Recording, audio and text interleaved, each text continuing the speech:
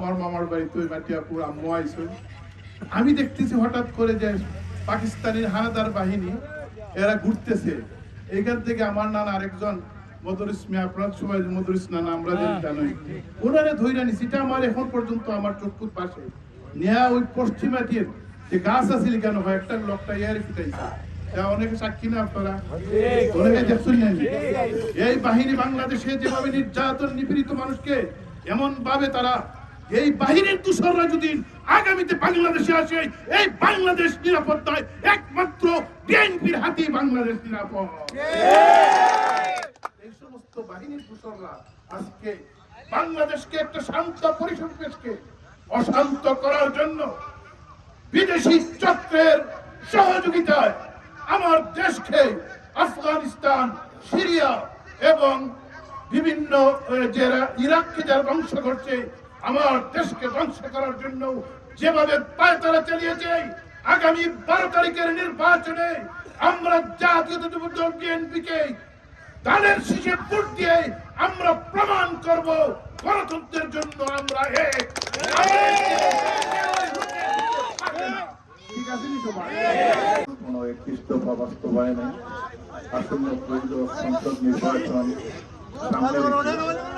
জননেতা নাসিরউদ্দিন চৌধুরীর সমর্থনে আয়োজিত ঐতিহ্যবাহী গ্রাম মাটিয়াপুরের সম্মানিত সভাপতি, উপস্থিত মুরব্বিয়ান, যুবক ভাইরা যারা আছেন, সবাইকে আসসালামু আলাইকুম।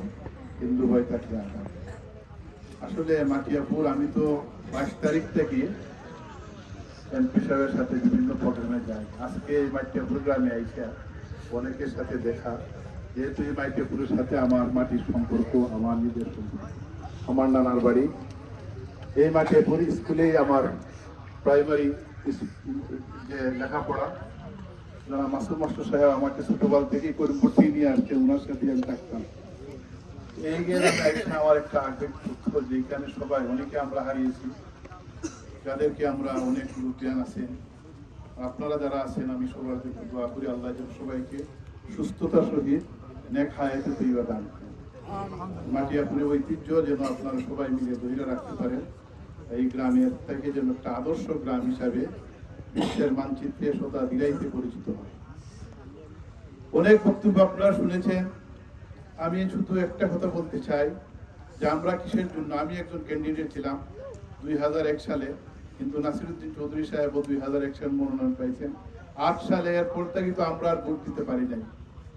আমি আপনাদের খেদমতে অনেক সময়, এমপি হওয়া বড় জিনিস না, মানুষের খেদমত, মানুষের কল্যাণের জন্য কাজ করাই আমার মহৎ উদ্দেশ্য। এর জন্য আজকে এই গ্রামের যারা আপনাদের স্বতঃস্ফূর্ত উপস্থিতি দেখে আমার একটাই কথা ইয়াদ হয় যে আপনারা আপনাদের শেকড়কে কখনো ভুলে যান নাই। নাসিরউদ্দিন চৌধুরী আপনাদের জন্য যা কিছু করেছেন এটা আপনারা ভুলেন নাই। আজকে আমরা জানি যে বাংলাদেশের ইতিহাসে 1971 সালে হয়তো আমার বয়স 3-4 বছর হইব, আমি জানি না কয় বছর, কিছু ঠার আছে, কিছু ঠার আছে। আমি যখন আমার মামার বাড়িতে ওই মাটিয়াপুর আম্মু আইসো, আমি দেখতেছি হঠাৎ করে যে পাকিস্তানের হানাদার বাহিনী এরা ঘুরতেছে। এইখান থেকে আমার নানা আরেকজন মদরিস মিয়া, আপনার সবাই মদরিস নানা আমরা জানি, ওনারে ধইরা নিছি। এটা আমার এখন পর্যন্ত আমার চক্ষুর পাশে নিয়া ওই পশ্চিমাটির যে গাছ আছিল কেন হয় একটা লোকটা ইয়ারে ফিটাইছে। অনেকে সাক্ষী না আপনারা, অনেকে দেখছেন। এই বাহিনী বাংলাদেশে যেভাবে নির্যাতন নিপীড়িত মানুষকে এমন ভাবে তারা, এই বাহিনীর দূষণরা যদি আগামীতে বাংলাদেশে আসে, এই বাংলাদেশ নিরাপদ নয়, একমাত্র বিএনপির হাতে বাংলাদেশ নিরাপদ।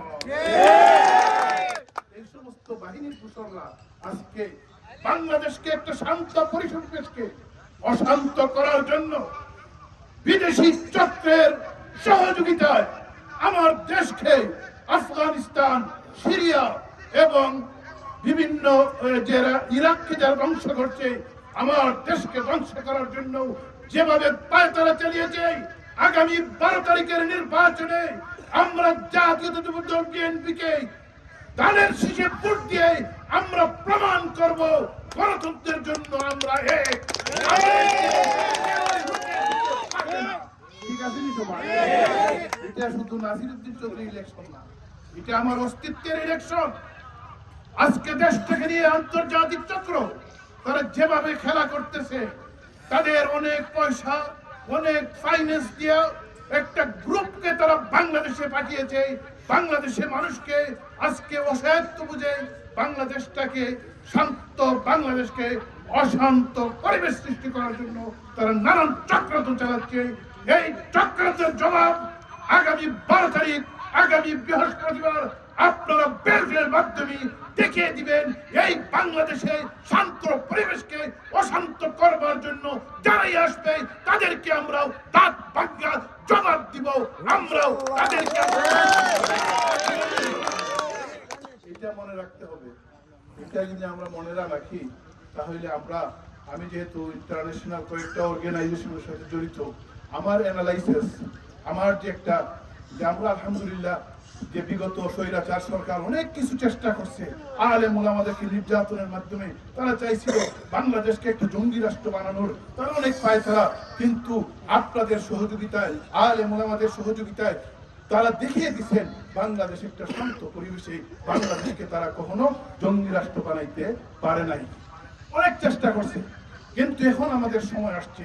এখন অন্যদিকে একটা তার ডাইভার্সন, অন্যদিকে তারা বিভিন্ন যে চক্রান্তর মাধ্যমে যারা গ্রুপকে ক্ষমতা এনে এটাকে ইসলামিস্ট করার, ইসলাম ফোবিয়া নানান ভাবে যে তারা চায় যে শান্ত দেশে অশান্ত করার জন্য।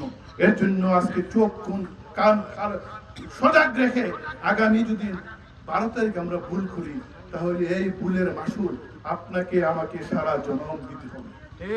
অনেকে বলে আপনারা শুধু পরিকল্পনার কথা বলেন না, উন্নয়নের কথা বলেন না, শুধু আমিও কেউ রাজনৈতিক ভাষা এটা নয়। আমি চাই উন্নয়ন, তো আপনারা জানেন কি উন্নয়ন। আজকে দেখেন গত বছর আপনারা জানেন যে দিরাই থেকে আমরা গাড়ি দিয়ে আসছি, এইখানে প্রথম রাস্তা জমিন, রহিম মাস্টার সাহেব, আমার মামা যে রহিম মামুজে মাস্টার সাহেব উনি গেলেন আর কয়েকজনকে নিয়ে যে এইভাবে রাস্তা দেয়, এইদিকে দেয় না। আমি বললাম আমার ক্ষেত আছে এইখানে ধান চলতেছে, এই রাস্তা দিয়ে আমি এই ক্ষেত, ধানের ক্ষেত আমি দিয়ে দিলাম, এই রাস্তা দিয়ে আজকে আমরা আসছি। এইটা আমরা তো জনগণের জন্য করি। ধানের ক্ষেত কি আমাদের প্রয়োজন হলে মানুষের জন্য আমরা জীবন দিতেও প্রস্তুত। তবুও যারা আজকে বাংলাদেশকে অশান্ত করার জন্য যে পায়তারা চালাচ্ছে তাদের জবাব আপনাকে আমাকে ঐক্যবদ্ধভাবে দিতে হবে। আমার শ্রদ্ধা মাটিয়াপুরের গ্রামবাসী, এটা আমার গ্রাম, আমার নানার বাড়ি, আপনারা সবাই আত্মীয়। আপনাদের কাছে জীবনে আমি কোনোদিন কোনো কিছু চাই নাই। জীবনের আমি পেশাব হবেন নাসির সাহেব, কিন্তু আমাকে বলা হয়েছিল, আমি মিশন যখন 21 তারিখে আমি তারেক সাহেবের সাথে দেখা করি, উনি বললেন নাসির চৌধুরী সাহেব ওনাদের প্রবীণ নেতা, ওনার সাথে কাজ করো, ইনশাআল্লাহ আমরা সরকার যদি সম্মিলিত গঠন করা হয় তাহলে আমরা দিলা ইনশাআল্লাহ সহ আমরা একটা যে সুন্দর একটা সমাজ, ইনসাফ ভিত্তিক সমাজ গঠনের জন্য আপনার অংশীদারিত্ব আপনাদের থাকবে। এর জন্য আমরা আসছি আপনাদের জন্য বুট ভিক্ষা ছাওয়ার জন্য। বুথের মাধ্যমে, ব্যালটের মাধ্যমে আগামী 12 তারিখ যদি আপনারা নাসিরউদ্দিন চৌধুরীকে নির্বাচিত করেন, ইনশাআল্লাহ আমাদের যত ধরনের সমস্যা, আমার একজন আগে বলেছেন 50 বছরে, বিগত 50 বছরে যা হয় নাই রাস্তাঘাট উন্নয়ন, ইনশাআল্লাহ এটা হবেই। কিন্তু হইতে গেলে আমাদের সরকার তো বিএনপি হওয়া লাগবে না, আর কেউ লাগবে না।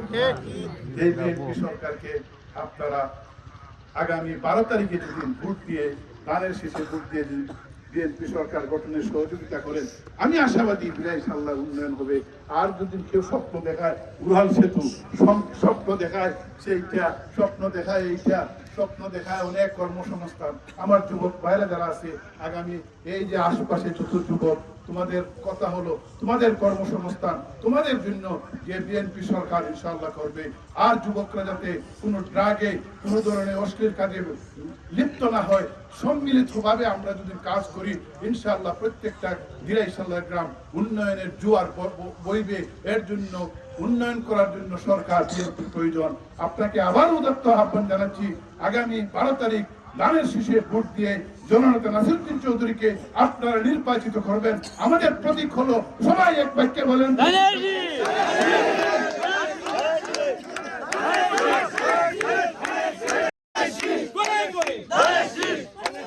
আশা করি মাটিয়াপুর গ্রাম, এটা আপনারা সবসময় দেখিয়েছেন। আপনাদের এই সেন্টারে বিপুল ভোটে জননেতা নাসিরউদ্দিন চৌধুরীকে আপনারা নির্বাচিত করে আবার উদাহরণ সৃষ্টি করবেন। আল্লাহ যেন সবাইকে তৌফিক দেন, আর আমরা যেন ঐক্যবদ্ধভাবে আমরা কাজ করতে পারি, সেই প্রত্যাশা কামনা করে আজকের মতো আপনাদের কাছ থেকে বিদায় নিলাম। সবাই ভালো থাকুন। আসসালামু আলাইকুম ওয়া রাহমাতুল্লাহ।